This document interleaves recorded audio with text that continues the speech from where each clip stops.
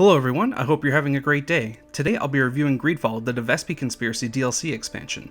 I just played through and reviewed Greedfall Gold Edition, which includes the DLC, although it is also available for purchase for owners of the base game for $6.99.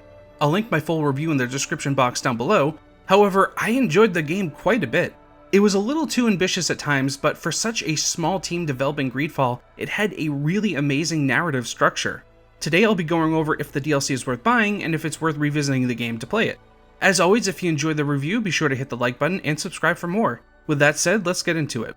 So for starters, this is not a standalone expansion, it is incorporated into the existing campaign. You'll get a letter at your house to start the DLC roughly a little bit after the halfway point in the main campaign. So if you have already finished the game, you'll have to either load an old save or start a new game. The letter from Lady Morange informs you that the Vespe family has arrived on Tier 4D and that she is very concerned over this development.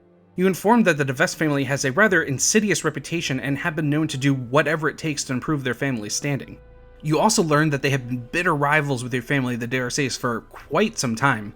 Given that information, it's clear the reason for the rival on Tier 4D is for nothing good. Once you meet up with Aurelia de Vespe, the appearance she portrays is rather different from what you are led to believe beforehand. She is courteous and polite, and also informs you that her father and Constantine's father have arranged for them to be married to bury the hatchet between their families. Aurelia informs the Sarde that the marriage contract was lost in a chest when she arrived on the island, stolen by bandits. However, given the de Vespe's reputation, de Sarde is very skeptical about the legitimacy of this marriage arrangement. It quickly becomes apparent that more is going on than it seems, and throughout the DLC you will have to uncover a conspiracy that develops along the way. Outside of the additional story, a new zone is added to the map, and I have to say, it's one of the best looking ones in the game to date. It's also one of the larger and more open zones, which led to a good sense of exploration. Along with the main quest, there's multiple hidden documents and weapons you can find throughout the zone, along with 2 new missions. The missions are simply just go kill a few things, and you can get them done while exploring the new zone. While you do spend a good portion of the DLC in the new area, you will visit some previously visited locations, and I have to say, I thought they had used every inch of the map already in other quests, but somehow they found the last few spots they had not used to visit for this new quest. All in all, if you play through the quest and do some light to mid exploration, expect it to last about an hour and a half. If you do fully explore the new map and collect everything, you could potentially stretch it out to 2.5 hours, but 3 would be the absolute max. So overall, it's more of a long side quest than expansion, and I really wish they had just called it a DLC because an expansion implies much more than that. That being said, it was a very fun side quest. I just wish it had been longer. As with the main game, the voice acting is excellent and having a new map to explore was great. It even had a few new enemy types which were desperately needed and much appreciated. The quest was also able to shed some additional information on your family's backstory, and for someone like myself who was very invested into the lore of Greedfall, I did enjoy that aspect of it, even though it was told through hidden notes. And it even incorporates the ending you get for the Vespe Conspiracy into the ending you get in Greedfall, which was a really nice touch. So overall, it's a fun DLC, but I do think it was a bit overpriced at $7. Granted, I've seen big AAA games charge 3 times that much for DLC expansions that are shorter, so it's far from the worst DLC practice that we've seen.